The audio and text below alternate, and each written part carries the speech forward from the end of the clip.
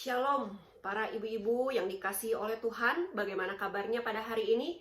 Saya berharap setiap kita tetap di dalam kondisi yang baik, kondisi yang sehat dan berkecukupan. Mari para ibu-ibu, kita akan memulai persekutuan Komisi Wanita pada hari ini. Dan saya rindu setiap kita bisa bersungguh-sungguh bersekutu di hadapan Tuhan. Mari sebelumnya kita berdoa terlebih dahulu di hadapan Tuhan. Bapa di dalam surga, kami telah siap untuk memuji Tuhan dan mendengarkan firman Tuhan. Kiranya Tuhan berbicara kepada setiap kami dan kiranya Tuhan menolong kami untuk kami bisa mengerti isi firman Tuhan. Tolong kami orang-orang yang lemah dan berdosa ini untuk mengalami pengampunan dari Tuhan. Dan kami rindu di tengah masa-masa pandemi ini, sekalipun kami belum bisa berkumpul di gereja, tetapi kami bisa tetap bersekutu secara online. Beri hati kami yang sungguh untuk bersekutu di hadapan Tuhan. Ini doa kami, kerinduan kami. Dalam nama Tuhan Yesus kami berdoa mengucap syukur. Amin.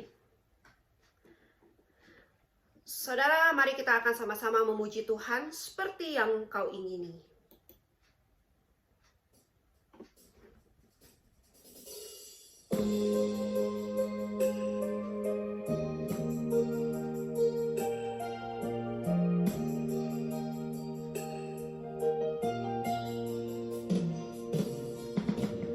Bukan dengan barang fana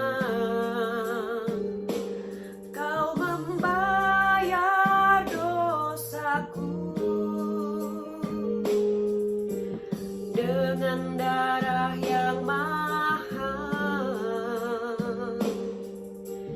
tiada noda dan celah.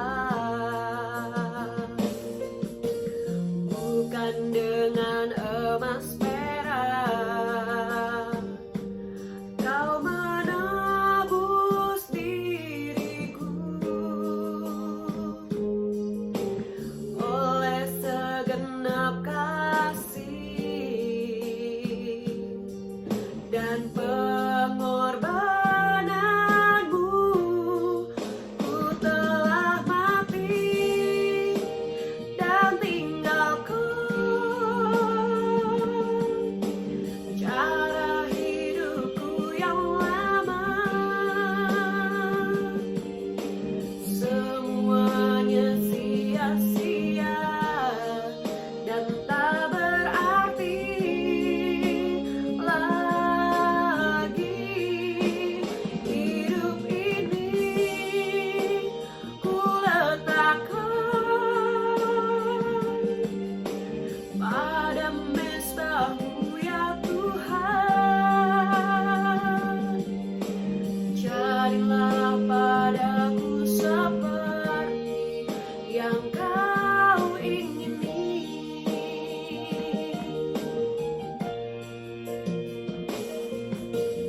Bukan dengan emas perak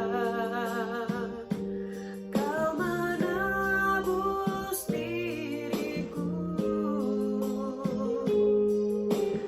oleh segenap kasih dan pengorbananmu, ku telah mati dan tinggalkan nota hidupku yang lama. Semuanya sia-sia dan tak berarti lagi. Hidup ini ku letakkan pada mezbah-Mu ya Tuhan. Jadilah padaku seperti yang Kau ingini. Jadilah padaku seperti yang Kau ingini. Mari jemaat yang dikasih Tuhan, kita akan berdoa syafaat untuk beberapa pokok doa. Yang pertama, kita mau mendoakan gereja kita GKI MKI Tong Tasikmalaya. Sekalipun masih di dalam masa pandemi, tetapi kita rindu biarlah gereja ini tetap bisa mengabarkan firman Tuhan, dipakai Tuhan di dalam pelayanan di kota Tasikmalaya ini. Kita doakan setiap hamba Tuhan yang melayani. Kita juga mendoakan setiap majelis, setiap pengurus, aktivis, maupun penata layan lainnya. Biar di dalam masa-masa seperti ini tetap mereka melayani Tuhan dengan hati yang sungguh di dalam Tuhan. Kita berdoa buka suara sama-sama. Bapa di dalam surga, kami mengingat gereja kami di mana kami berada, beribadah. Tuhan menolong gereja kami di dalam masa-masa pandemi. Tuhan tetap menjaga, memelihara gereja kami. Kami juga percaya ada campur tangan Tuhan di dalam pelayanan gereja ini. Sekalipun masih di dalam masa pandemi, tetapi penginjilan dapat terus disebarluaskan. Baik ibadah secara online maupun onsite, persekutuan-persekutuan juga yang dilakukan secara online maupun onsite. Tetapi semuanya ini untuk memuliakan nama Tuhan. Berkati setiap hamba Tuhan. Berkati juga setiap majelis, para pengurus, aktivis, dan bahkan penata layan lainnya. Kami percaya ada penyertaan Tuhan. Tuhan memberi hikmat kepada setiap kami untuk setia melayani Engkau. Kami juga ingat jemaat-jemaat Tuhan di berbagai tempat di kota Tasik ini. Jemaat-jemaat GKI MKI Tong Tasikmalaya. Tuhan menolong mereka, Tuhan memimpin hidup mereka, dan Tuhan menyertai mereka. Tuhan memimpin iman rohani mereka. Dalam nama Tuhan Yesus kami berdoa, amin. Yang kedua, kita mau doakan untuk setiap jemaat kaum wanita khususnya yang mengalami lanjut usia maupun juga yang mengalami sakit penyakit. Kita doakan biar Tuhan yang menolong mereka satu persatu. Kita tahu nama mereka, boleh kita sebutkan. Kita rindu biar Tuhan yang menjaga memelihara tubuh mereka, fisik dan iman mereka. Kita juga doakan setiap ibu-ibu yang bergumul dengan berbagai macam persoalan hidup yang mereka alami. Kita rindu Tuhan yang menjawab doa-doa mereka. Mari kita berdoa buka suara. Bapa di dalam surga, kami mau berdoa menyerahkan juga ya Tuhan untuk komisi wanita, kaum-kaum ibu yang mengalami lanjut usia maupun mereka yang mengalami lemah tubuh. Tuhan menolong mereka satu persatu. Setiap jemaat kami, kaum wanita khususnya yang mengalami sakit penyakit, Tuhan memberikan kesembuhan, Tuhan memberikan pertolongan kepada mereka. Mereka juga yang bergumul ya Tuhan di dalam kehidupan mereka. Mungkin masalah ekonomi, masalah pekerjaan, masalah keluarga. Tuhan yang menjawab doa mereka. Kami juga rindu Tuhan yang terus memperbaiki hubungan pasangan yang mungkin di dalamnya memiliki masalah, di dalam masalah keluarga. Tuhan yang pulihkan, Tuhan yang bantu menyelesaikannya. Kami percaya ibu-ibu ini masih di dalam tangan Tuhan, di dalam kuasa kasih Tuhan. Tuhan memimpin hidup mereka, Tuhan menyertai mereka. Bagi ibu-ibu yang sudah lanjut usia juga Tuhan menjaga, Tuhan memelihara mereka. Sekalipun mungkin di antara mereka ada yang mengalami kesendirian, tetapi kiranya Tuhan menjadi sahabat mereka. Tuhan menjadi pemimpin hidup mereka dan menjadi penghibur mereka. Ini kekuatan yang kami percaya datangnya hanya dari Tuhan. Dalam nama Tuhan Yesus kami berdoa, amin. Ketiga, kita mau doakan sama-sama untuk setiap kaum wanita ataupun pasangan-pasangan muda yang ingin memiliki anak. Kita doakan biar Tuhan membukakan rahim mereka sehingga mereka bisa memiliki anak. Kita juga tidak lupa mendoakan untuk Budi dan juga untuk Jessica yang akan menikah tanggal 24 nanti di Bandung. Kita doakan agar semua bisa berjalan dengan baik, dan waktu mereka menjalani rumah tangga, mereka juga bisa benar-benar mendasarkan Tuhan sebagai dasar pernikahan mereka. Tidak lupa di bulan Mei nanti juga akan ada pernikahan dari Wawan dan juga Fania. Kita rindu biar juga Tuhan memimpin segala persiapan-persiapannya, khususnya pemberkatan dan juga resepsi, bahkan juga waktu mereka membina rumah tangga.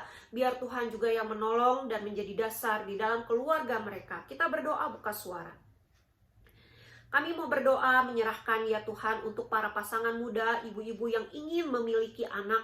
Tuhan, kami rindu membukakan rahim mereka ya Tuhan, biar Tuhan yang membukakan rahim mereka sehingga mereka bisa memiliki anak.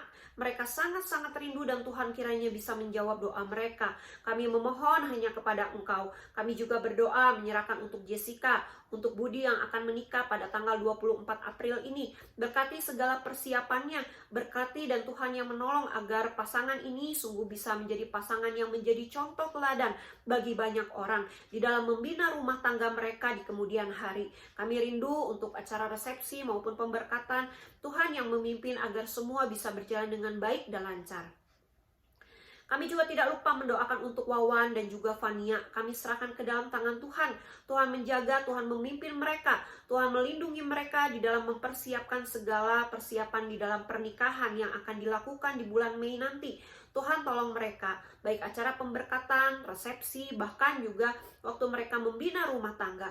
Tuhan berkati dua pasangan ini biar pada akhirnya mereka mendasarkan Tuhan dan firman Tuhan di dalam kehidupan rumah tangga mereka.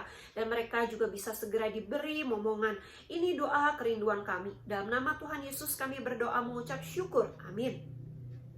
Tidak lupa kita juga mau doakan sama-sama untuk bangsa negara kita Indonesia di mana kita tinggal.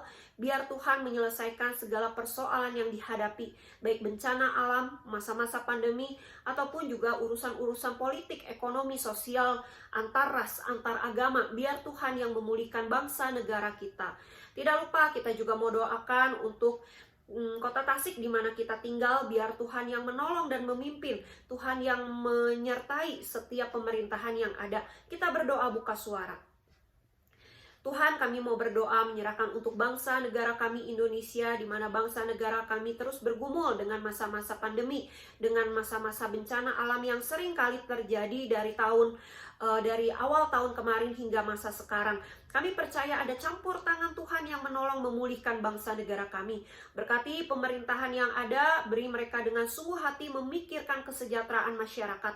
Berkati juga persoalan-persoalan yang ada, Tuhan bantu menyelesaikannya. Berkati ya Tuhan Kota Tasik di mana kami tinggal, Tuhan juga jaga, Tuhan juga pelihara. Karena kami percaya ada campur tangan Tuhan terhadap Kota Tasik di mana kami berada ini. Dan kami percaya ada penyertaan Tuhan terhadap Kota Tasik ini. Kami rindu Tuhan memimpin para pemerintahan yang ada, agar mereka dapat memikirkan dengan yang bijaksana dan hikmat, memikirkan kesejahteraan dan keamanan bangsa negara kami dan khususnya Kota Tasik di mana kami tinggal. Ini doa kami, kerinduan kami. Dalam nama Tuhan Yesus kami berdoa. Amin. Mari kita juga tidak lupa mendoakan untuk vaksinasi yang terus berlangsung. Kita rindu obat yang digunakan itu berhasil dan sungguh bisa menolong setiap orang-orang ataupun masyarakat Indonesia. Kita rindu juga kita mungkin mendengar bahwa vaksin semakin menipis, tetapi biarlah ada jalan keluar sehingga vaksin bisa terus diproduksi dan akhirnya seluruh rakyat Indonesia bisa memperoleh vaksin. Dan juga vaksin bisa disebarluaskan secara adil. Kita berdoa buka suara. Kami mau berdoa ya Tuhan untuk vaksinasi COVID. Tuhan bantu biar semua penanganannya bisa berjalan dengan baik. Vaksin tersebut dapat disebar dengan merata. Dan kami juga rindu keadilan dari Tuhan sehingga bangsa negara kami ini sungguh bisa memperoleh vaksin setiap masyarakatnya. Dan kami juga rindu Tuhan yang membantu produksi vaksin tersebut agar menjadi vaksin yang berhasil. Dan juga vaksin-vaksin tersebut dapat segera diproduksi sehingga masyarakat di Indonesia sungguh bisa memperolehnya. Kami rindu bantuan Tuhan, kami rindu penyertaan dan perlindungan Tuhan. Ini doa kami, kerinduan kami. Sebentar kami akan belajar firman Tuhan. Kiranya Tuhan berbicara kepada setiap kami. Dalam nama Tuhan Yesus kami berdoa, amin. Mari para ibu-ibu yang dikasih Tuhan, kita akan sama-sama membuka Lukas 23 ayat 44 hingga 46. Lukas 23 ayat 44, 45, dan 46. Saya akan bacakan bagi kita sekalian. Ketika itu hari sudah kira-kira jam 12. Lalu kegelapan meliputi seluruh daerah itu sampai jam 3. Sebab matahari tidak bersinar dan tabir bait suci terbelah dua. Lalu Yesus berseru dengan suara nyaring, "Ya Bapa, ke dalam tanganmu kuserahkan nyawaku." Dan sesudah berkata demikian, ia menyerahkan nyawanya. Saudara, ayat 46 saya akan bacakan kembali. Lalu Yesus berseru dengan suara nyaring, "Ya Bapa, ke dalam tanganmu kuserahkan nyawaku." Dan sesudah berkata demikian, ia menyerahkan nyawanya. Nah, saudaraku yang dikasihi oleh Tuhan, Orang percaya di dalam kehidupannya tentu akan bersungguh-sungguh hidup di dalam Tuhan dan akan dengan kerelaan hati melayani Tuhan. Mengapa demikian, saudara? Karena mereka sudah menerima anugerah keselamatan dari Tuhan melalui pengorbanannya di atas kayu salib. Maka orang yang hidup percaya kepada Tuhan, mereka tidak akan memakai hidup dengan sembarangan. Mereka tidak akan melayani dengan sembarangan atau sembrono atau bermalas-malasan, tetapi mereka akan melakukannya pelayanan maupun hidup dengan sungguh-sungguh di dalam Tuhan. Karena mereka menyadari bahwa mereka sudah memperoleh keselamatan yang begitu besar di dalam Tuhan. Maka mereka tidak mau sembarangan menjalani hidup. Lalu bagaimana dengan setiap kita sebagai orang percaya pada saat ini? Sudahkah kita hidup di dalam Kristus dengan sungguh-sungguh? Sudahkah kita dengan penuh kerelaan hati tanpa paksaan melayani Tuhan? Sekalipun pada masa ini kita masih di dalam masa-masa pandemi, di mana kita terbatas untuk melayani di gereja. Tetapi saudara, dimanapun kau berada, engkau tetap diberi keleluasan untuk melayani Tuhan, untuk hidup dengan sungguh di hadapan Tuhan. Saudara, kita hari ini akan belajar bersama-sama makna teologis dan apa yang bisa kita pelajari dari perkataan salib yang ketujuh. Saudara, pertama saya ingin bandingkan Lukas 23 ayat 46 yang kita sudah baca tadi dengan Mazmur. Nah, saudaraku yang dikasihi Tuhan, di dalam Mazmur juga ada dikatakan firman Tuhan yang seperti ini perkataannya. Namun perbedaannya ada beberapa hal. Saudara, tindakan pemazmur merupakan tindakan dari keyakinannya yang kuat kepada Allah di tengah-tengah bahaya dan kesukaran hidup. Waktu ia mengatakan hal yang sama dengan Lukas 23 ayat 46 yang tadi kita sudah baca. Tetapi yang kita lihat adalah tindakan pemazmur merupakan tindakan dari keyakinannya yang sangat kuat kepada Allah di tengah-tengah bahaya dan kesukaran hidup yang ia hadapi. Saudara, di dalam Mazmur 31 ayat 6 dikatakan seperti ini. Ke dalam tanganmu lah kuserahkan nyawaku. Engkau membebaskan aku, ya Tuhan Allah yang setia. Nah, saudara, ada kemiripan, tetapi ada yang perkataan yang memang tidak diucapkan oleh Yesus, yang lain, yang berbeda. Tetapi yang sama perkataannya adalah ke dalam tanganmu lah kuserahkan nyawaku, sama dengan Lukas 23 ayat 46. Tetapi konteksnya sedikit berbeda. Nah, saudara, waktu pemazmur ini yakin dan yakinannya itu begitu kuat, dia beriman kepada Allah, maka dia katakan hal ini di tengah-tengah bahaya dan kesukaran hidup. Nah, saudara, tindakan Yesus juga di dalam Lukas 23 ayat 46 merupakan tindakan yang sifatnya sama, yaitu ia menyerahkan rohnya kepada Allah pada saat menjelang kematiannya. Dia mempercayakan rohnya kepada Allah. Nah, saudara, lalu yang selanjutnya, perbandingan yang terjadi adalah pemazmur mengucapkan kata-kata itu supaya ia luput dari kematian, biar dia bisa memperoleh keselamatan, diluputkan dari kematian.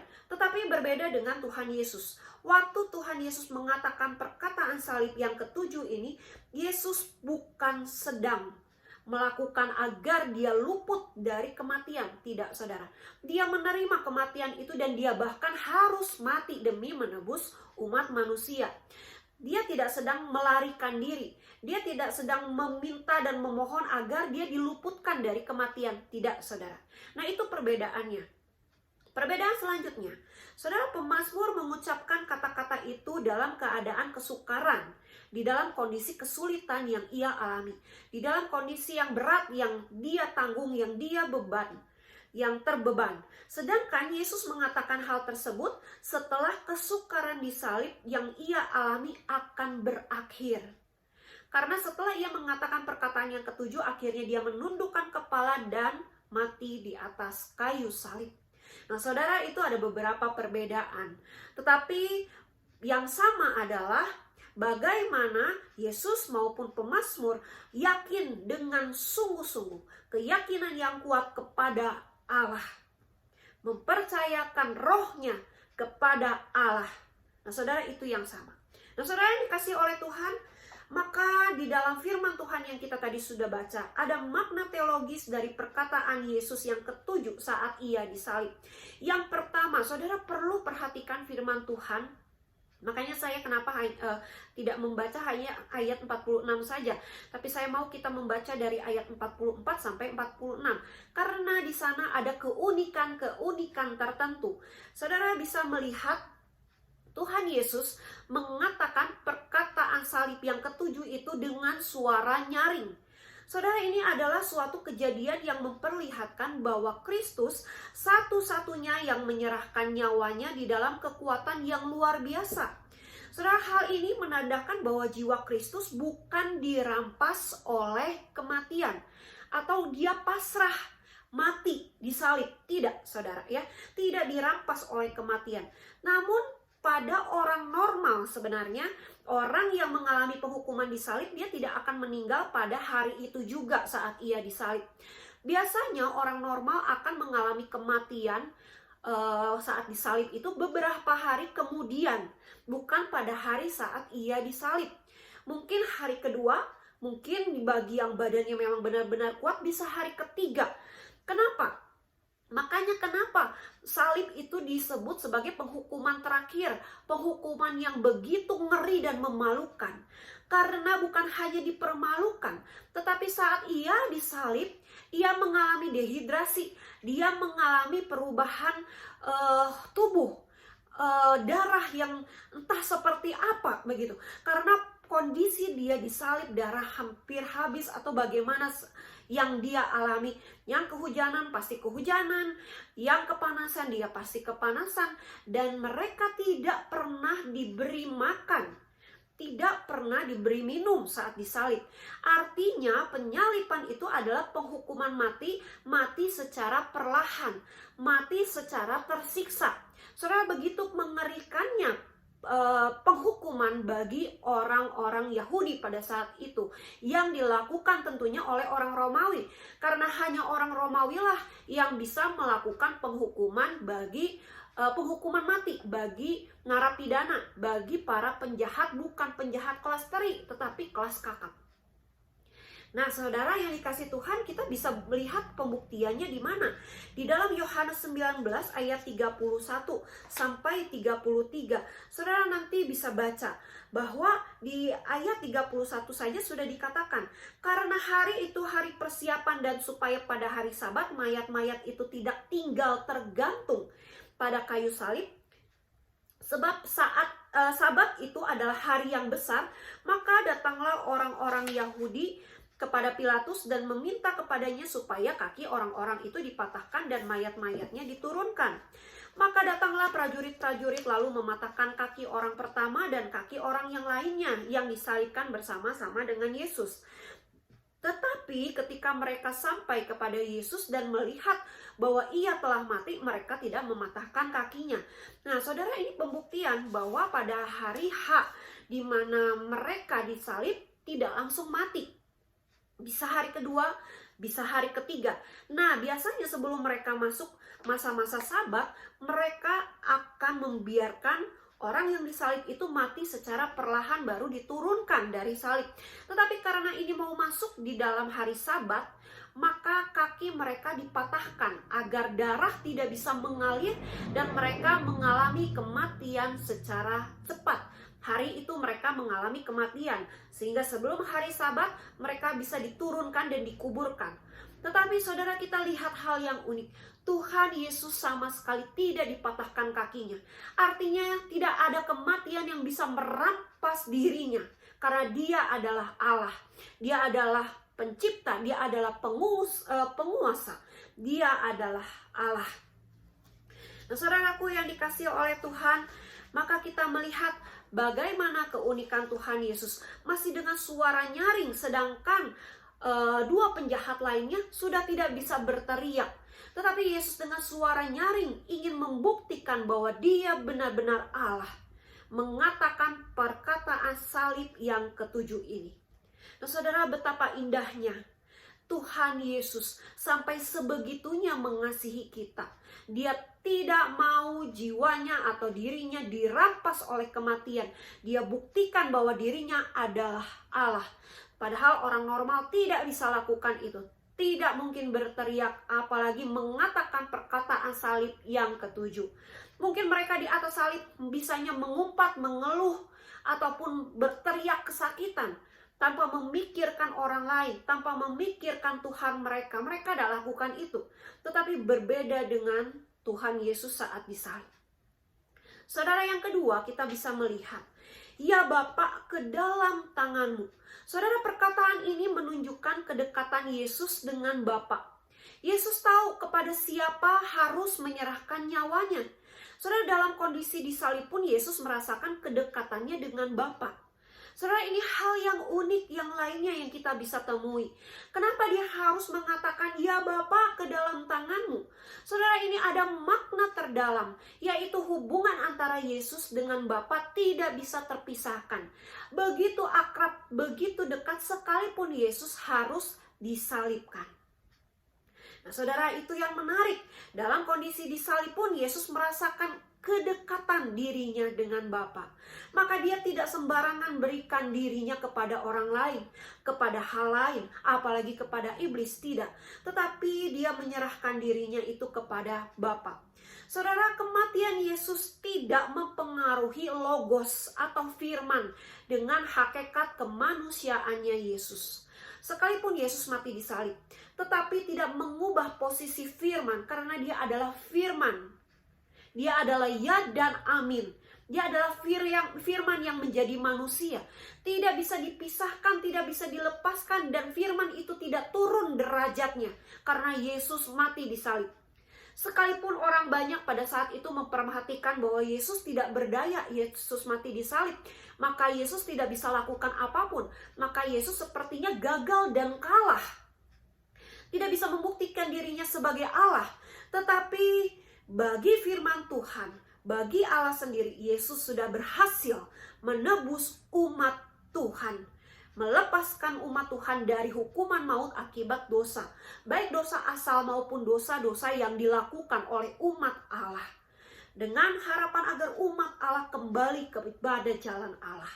Nah, saudaraku yang dikasih Tuhan, maka tidak ada yang bisa mempengaruhi firman itu berubah posisi atau firman tersebut tidak ada lagi di dalam kemanusiaan Yesus, tidak.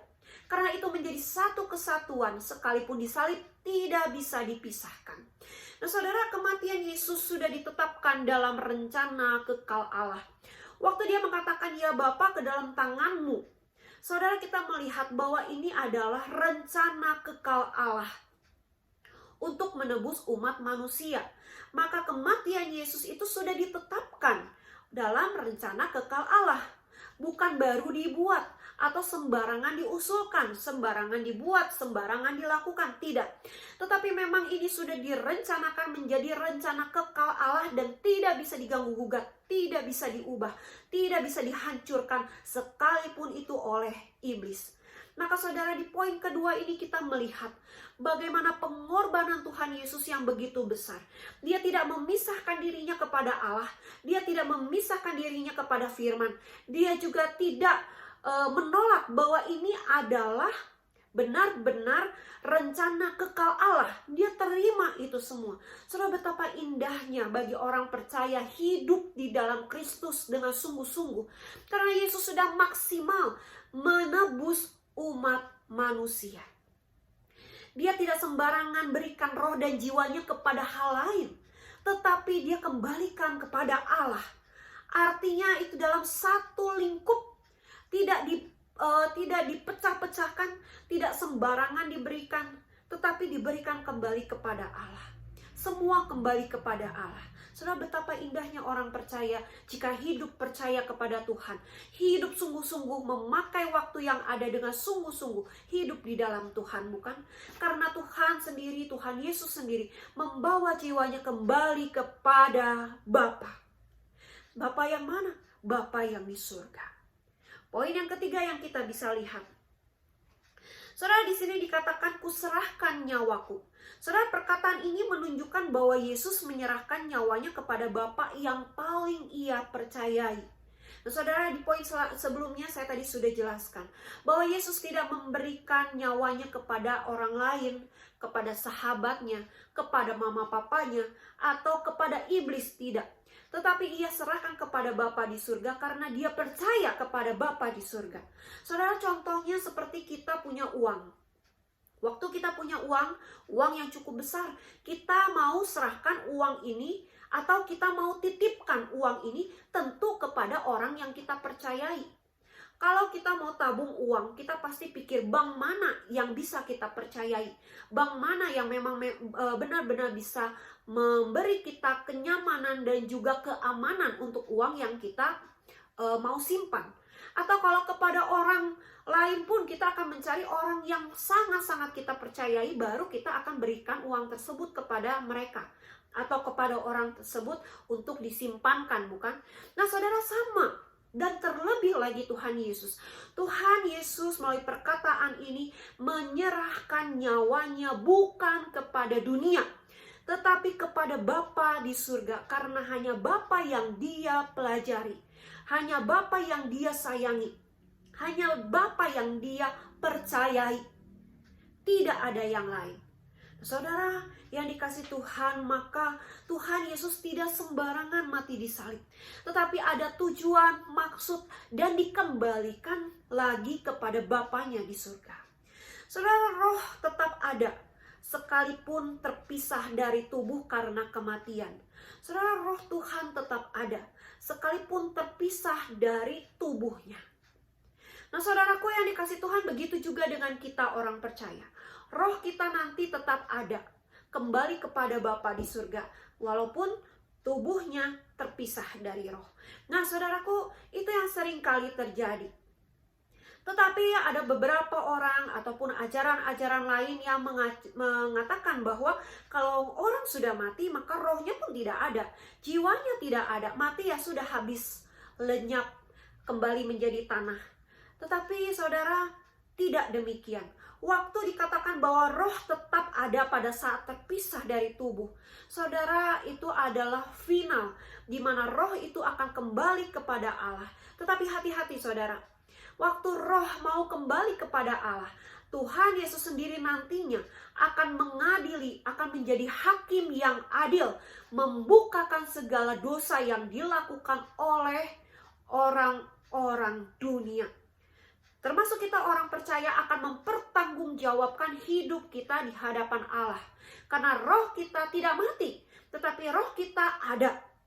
Dan roh kita yang akan mempertanggungjawabkan apa yang sudah kita lakukan selama kita hidup. Maka saudara, masihkah kita mau main-main di dalam kehidupan kita? Masihkah kita mau sembarangan menjalani kehidupan ini? Masihkah kita mau menolak pelayanan yang Tuhan sudah berikan? Padahal Tuhan sudah memberi karunia, Tuhan sudah memberi talenta. Semua itu diberikan untuk menjadi bekal bagi orang percaya melayani Tuhan. Tetapi seringkali kita menolak, seringkali kita memikirkan untung dan ruginya, bermalas-malasan, mengeluh dengan pelayanan. Saya lagi. Atau mungkin bahkan sombong dengan pelayanan. Kalau tidak ada saya, pelayanan ini nggak jalan. Nah saudara, itu yang sering dilakukan oleh orang percaya. Hati-hatilah, karena hal tersebut pun akan dipertanggungjawabkan saat roh kita kembali kepada Bapa di surga. Saudara, Yesus juga sebagai antitip dari anak domba Paskah. Dalam 1 Korintus 5 ayat 7b mengatakan, sebab anak domba Paskah kita juga telah disembelih, yaitu Kristus. Saudara, di dalam firman Tuhan ini, saat Yesus mati, saat Yesus mengatakan kuserahkan nyawaku, itu merupakan bukti bahwa dia adalah anak domba Paskah, antitipenya. Nah saudara yang dikasih Tuhan, seperti di dalam Lukas 23 ayat 45 tadi yang kita sudah baca, mengatakan, sebab matahari tidak bersinar dan tabir bait suci terbelah dua. Saudara, robeknya tirai yang memisahkan tempat suci dengan tempat maha suci di bait Allah dari atas sampai ke bawah. Ini merupakan kuasa Allah. Ada beberapa kejadian yang terjadi sebelum Yesus akhirnya mati atau menghembuskan napas terakhirnya. Tetapi saudara, ada dua hal yang terjadi yang merupakan kuasa Allah, bukti kuasa Allah, dan bukti bahwa Yesus adalah Allah. Yang pertama adalah keajaiban yang terjadi di atas langit. Bayangkan, matahari tidak bersinar dari jam 12 hingga jam 3. Kalau di dalam kondisi normal, jam 12 itu panas terik yang terjadi. Ya saudara ya, sampai jam 3. Tetapi ini malah tidak ada matahari. Matahari tidak bersinar. Nah saudaraku, itu yang terjadi di dalam masa-masa di mana Yesus akan mengalami kematian akibat disalib. Nah saudara, lalu yang kedua ini yaitu tentang bait Allah, bait suci. Saudara ya, robeknya tabir atau tirai yang memisahkan tempat suci dengan tempat maha sucinya Allah. Saudara, terbelahnya tabir ini melambangkan tercabutnya hukum upacara yang sudah lama menjadi dinding pemisah antara orang Yahudi dan bukan Yahudi. Antara segala kesulitan dan ketidakmampuan kita untuk mendekat kepada Allah secara langsung, sehingga kita ini sekarang bisa menghampiri tata kasih karunia dengan penuh keberanian kepada Allah. Saudara, kalau kita pelajari baik-baik di dalam perjanjian lama, kita akan menemukan ada ruang kudus dan ruang maha kudus, ada pelataran, bahkan di luar pelataran. Orang yang tidak percaya Tuhan atau orang non-Yahudi, mereka akan ada di luar pelataran. Di dalam pelataran mereka adalah orang-orang Yahudi. Di dalam ruang kudus adalah para imam. Lalu di ruang maha kudus adalah imam besar yang tidak boleh sembarangan masuk, yang harus menyucikan dirinya dulu. Kalau ketahuan dia berdosa, maka dia akan mati, dan orang-orang yang di luar sana harus menarik imam besar itu yang sudah mati keluar dari ruang maha kudus itu. Nah saudara, itulah yang terjadi. Dan di dalam perjanjian baru sebelum Yesus mati di salib, mereka juga lakukan hal yang sama. Hanya tidak lagi berbentuk kemah suci, tetapi sudah berbentuk bait Allah, bait suci.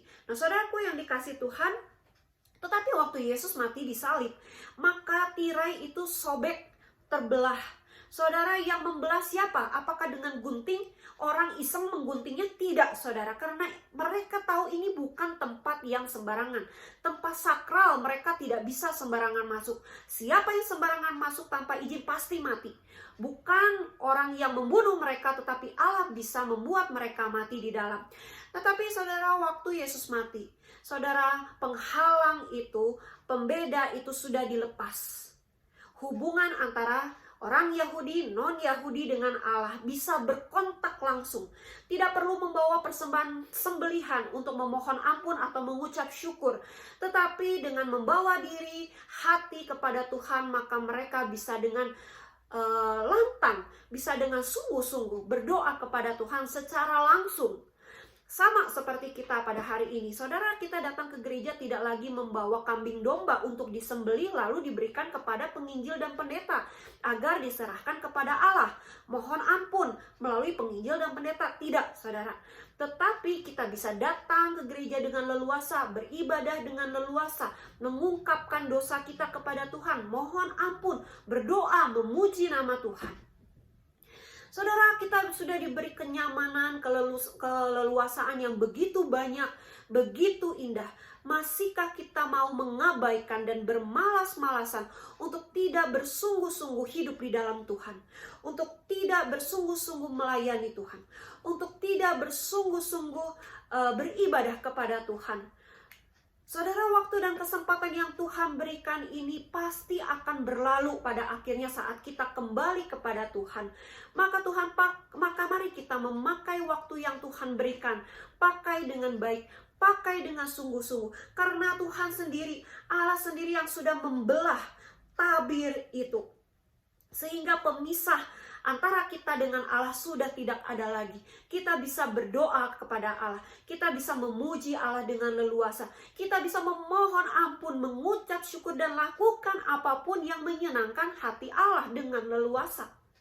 Nah, saudaraku yang dikasihi Tuhan, maka mari kita pakai kesempatan yang tersedia ini, keleluasaan yang Tuhan berikan ini. Sebutlah ini fasilitas dari Tuhan bagi kita orang percaya, kelebihan yang dimiliki oleh orang percaya untuk benar-benar hidup beribadah kepada Tuhan, hidup sungguh-sungguh di dalam Tuhan, hidup melayani Tuhan dengan penuh sukacita, dengan penuh ketulusan, penuh dengan kesungguhan hati. Saudara, ini yang harusnya kita miliki, harusnya kita terapkan di dalam kehidupan kita. Saudara, selanjutnya, kuserahkan nyawaku berarti Yesus harus benar-benar mati di salib untuk memikul dosa-dosa manusia dan mengalami hukuman maut akibat dosa manusia. Nah, saudaraku yang dikasihi Tuhan, Yesus bukan pura-pura atau setengah-setengah menebus dosa manusia, tidak. Tetapi dengan sepenuh hatinya, sepenuh hidupnya dan maksimal dia sebagai Allah maupun sebagai manusia, dia mengorbankan dirinya untuk mati di salib. Untuk siapa? Bukan untuk dirinya, biar agar dirinya dipuja-puja, dipuji-puji, tidak, saudara. Tetapi untuk kita orang yang berdosa yang sebenarnya tidak layak untuk diselamatkan, tetapi kita justru diselamatkan. Maka hari ini yang jadi pertanyaan refleksi bagi hidup kita. Masihkah kita mau bermain-main di dalam kehidupan kita ini? Masihkah kita tidak mau melayani Tuhan dan hitung-hitungan di dalam pelayanan kepada Tuhan? Masihkah kita tidak mau beribadah, bahkan melakukan ibadah dengan sembarangan, dengan sembrono atau dengan main-main? Maka saudara, aplikasi bagi kita, orang yang sudah mengenal anugerah keselamatan dari Yesus dan menerimanya, maka mereka akan mengalami perubahan hidup dan pembaharuan iman rohani mereka di dalam Tuhan. Mereka akan dengan sadar berkomitmen dan mempraktekkan hidup lebih sungguh di dalam Yesus dan melayani Tuhan dengan kerelaan hati, ketulusan hati, dan segenap hati. Nah, saudara, saya rindu setiap kita yang mendengarkan firman Tuhan ini benar-benar menyadari bahwa pengorbanan Yesus yang begitu luar biasa jangan diabaikan, jangan menjadi sia-sia. Tetapi biarlah itu menjadi ingatan bagi kita bagaimana kita menjalani hidup dengan penuh tanggung jawab di dalam Tuhan. Bersungguh-sungguh menjalani hidup, bersungguh-sungguh beribadah kepada Tuhan. Pakai waktu yang ada untuk beribadah kepada Tuhan dengan hati yang sungguh. Dan melayani Tuhan dengan segala talenta yang Tuhan sudah berikan kepada kita. Segala karunia yang Tuhan sudah percayakan kepada kita. Karena orang percaya diberi bekal untuk memiliki karunia-karunia rohani. Agar waktu kita melangkah menjalani hidup, kita melayani Tuhan, menyenangkan hati Tuhan, mengharumkan nama Tuhan, dan menjadi saksi Kristus yang hidup di tengah dunia dan di tengah zaman ini. Kiranya firman Tuhan jadi ingatan bagi setiap kita. Mari kita berdoa. Bapa di dalam surga, kami berdoa mengucap syukur untuk firman Tuhan ini. Melalui perkataan yang ketujuh ini di atas salib, Tuhan mengajarkan kami bagaimana kami seharusnya hidup dengan sungguh sesuai dengan firman Tuhan. Kami seharusnya beribadah dengan sungguh di dalam Tuhan. Dan kami juga melayani Engkau dengan kerelaan hati, ketulusan hati, dan segenap hati kami. Tolong kami, bantu kami orang-orang yang lemah rohani ini. Karena Tuhan yang bisa memberi kami kekuatan dan pengajaran yang benar, yang tepat. Sehingga hidup kami menjadi hidup yang bermakna. Hidup yang mengharumkan nama Tuhan, memperkenalkan siapa Tuhan bagi orang lain. Ini doa kami, pengorbananmu yang sudah lunas dibayar di atas kayu salib telah kami terima. Maka kami mau bertanggung jawab untuk hal ini dengan kehidupan kami yang hidup semakin hari serupa dengan Kristus. Tolong kami ya Tuhan. Dalam nama Tuhan Yesus kami berdoa. Amin. Jemaat yang dikasih Tuhan, khususnya kaum wanita, saya memiliki beberapa pesan. Yang pertama, tetap beribadah kepada Tuhan. Saudara, bagi setiap kita yang tubuhnya sehat, yang Tuhan beri kesehatan, Tuhan berikan kekuatan di dalam berbagai usia, tentunya 15 tahun ke atas, saudara boleh datang ke gereja. Marilah kita mulai kembali mendisiplinkan rohani kita untuk datang ke gereja. Apalagi bagi Bapak, Ibu, Saudara sekalian yang sudah vaksin, bahkan sudah masuk vaksin kedua, marilah kita datang kepada Tuhan, beribadah kepada Tuhan. Karena gereja juga tidak mengabaikan protokol-protokol kesehatan. Maka yakinlah kita bisa datang beribadah kepada Tuhan. Saudara, jangan jadi kenyamanan beribadah di rumah. Karena ibadah di rumah dengan ibadah di gereja jelas berbeda. Jangan biarkan iman rohani kita mulai undur, mulai malas-malasan. Tetapi mari kita mulai memacu iman rohani kita, mendisiplinkan iman rohani kita untuk datang kembali beribadah kepada Tuhan. Lalu yang kedua, tetap menjaga kesehatan, tetap menjaga kesehatan fisik maupun juga kesehatan rohani. Yaitu bagaimana caranya? Saudara, mari kita aktifkan kembali saat teduh kita, berdoa secara pribadi, memuji Tuhan secara pribadi, maupun juga membaca firman Tuhan setiap hari secara pribadi. Jangan abaikan hal ini, karena saudara, kita tahu semakin hari semakin banyak tantangan hidup, baik bencana alam maupun pandemi yang belum berakhir, bahkan hal-hal lain, kejahatan-kejahatan terjadi di Indonesia ini. Saudara, bagaimana kita bisa mempertahankan iman kita yang percaya kepada Tuhan dengan bersaat teduh secara pribadi, rutin baca firman Tuhan, rutin berdoa kepada Tuhan. Jangan abaikan itu semua, karena melalui firman Tuhan, melalui doa kita kepada Tuhan, melalui puji-pujian yang kita naikkan, membangun dan membina iman rohani kita, semakin hari semakin dewasa di dalam Tuhan. Kiranya Tuhan memberkati kita sekalian, dan saya rindu setiap kita bisa tetap dilindungi, dijaga, disertai oleh Tuhan. Kiranya Tuhan memberkati.